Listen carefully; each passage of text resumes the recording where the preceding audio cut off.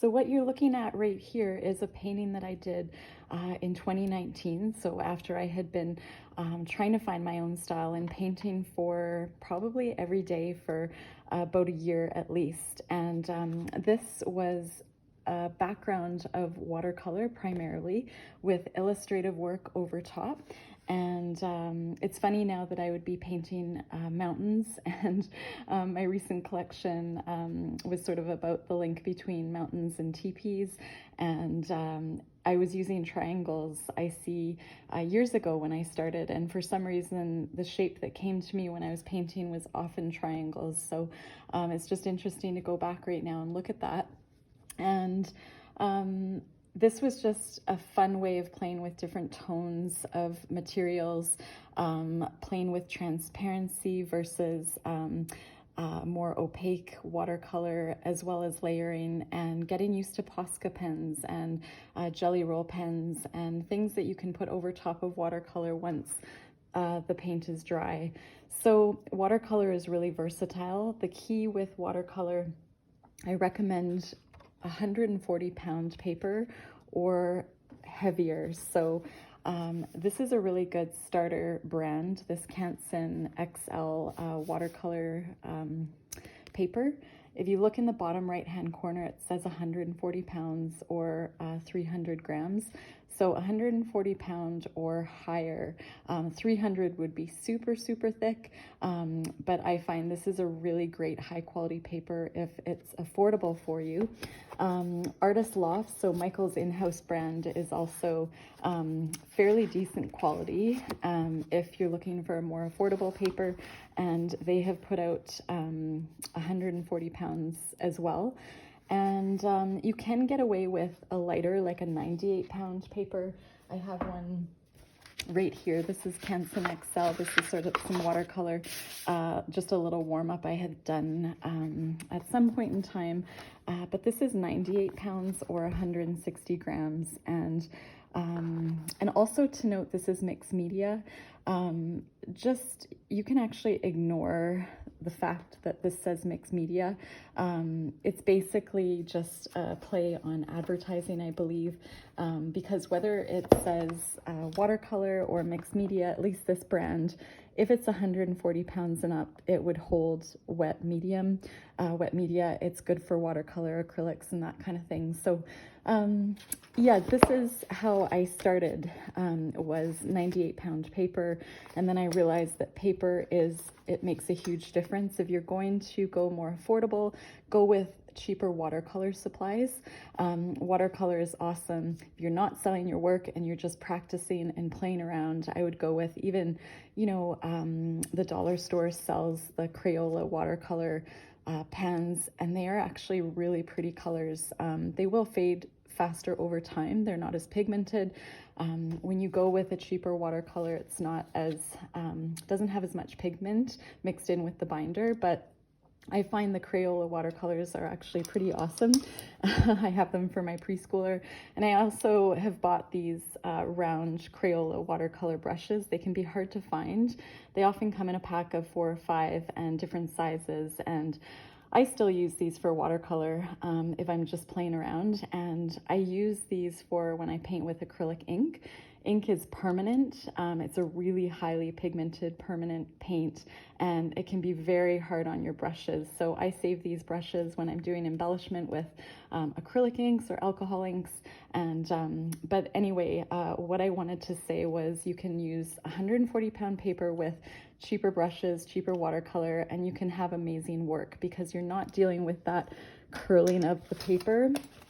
Like for example, this one, I'll still be able to flatten this out, but it's just, you can tell it just makes the work look cheaper already. So you're gonna love your art even more if you do it on the 140-pound or up paper. This is just a book I was playing in. And this was primarily a base of watercolor and just playing around with different media over top and metallics.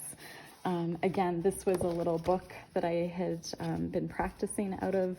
A lot of the work isn't finished. It's just sort of playful, just playing with different ideas. And And the nice thing is, about it being in this coil book, it's just really easy to work with, and it's a great way of keeping an art journal, which I highly recommend. I'll be doing a video on art journals at some point, because I firmly believe art journals are such a huge part of how I became a better artist and selling my work. Anyways, so that's enough for paper, and I am going to just show you basically my watercolor warm-ups are getting watercolor down on paper, letting the watercolor dry, and then coming back to it when I feel like it. So I paint multiples. I suggest, even when you're first starting, paint several different, have a couple pieces of paper in front of you at least, and then you just don't get quite as stuck on what you're working on.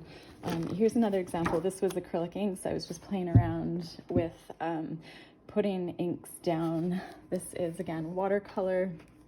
I just want to show you how easy it is to play with color, to play with watercolor, water-soluble materials, and then when you let them dry, you can go over top with Posca pens, acrylic paint pens, even these dollar store Studio Ball black pens are awesome for line work. So I can get into more of that as I go with my videos here. This is an example. This is Blushing in Nature. This is a giclée print. It's all packaged up. But again, this is sort of one of my styles with the mountains over top of this very intuitive watercolor abstract background. And the way I got to this was by, again, just putting down watercolor in ways that I liked, learning how to do the drips, and learning how to get transparency next to opaque paint, and just really letting the colors and the water sort of speak to me as though I was having a conversation when I'm painting. And it would only take, you know, I could sit down and just paint for 5 or 10 minutes with my watercolors, let them dry, come back, and then do, again, some kind of illustrative work over top. So again, this is a very similar concept. It's the watercolor base, and then putting in the illustrative work that I like, the triangles that are now mountains or teepees, whichever you want to think about it as. When I did one of my most recent shows, the renovation show here in Calgary, I had a really lovely art client tease me that she thought that these were teepees. And anyway, it sort of was when I started my most recent collection, where I had a lot of the names based on mountains and teepees.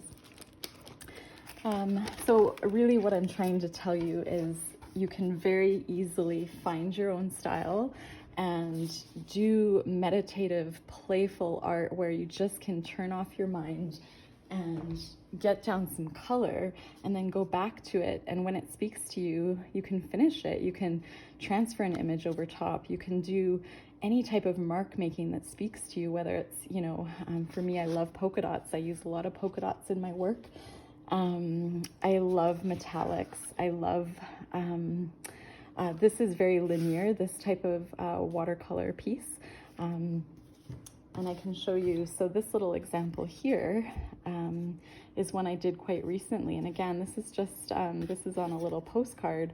It's when I was working on my artist trading cards, but it's primarily this watercolor background. I let it dry, and then the next day I went back and added, pencil crayons, water-soluble pencil crayons, metallics, paint pens, and I really, for me, this process is so meditative, and I love it. And I feel like it's easy for anybody if you just take the concept of those first layers and then adding over top when they're dry.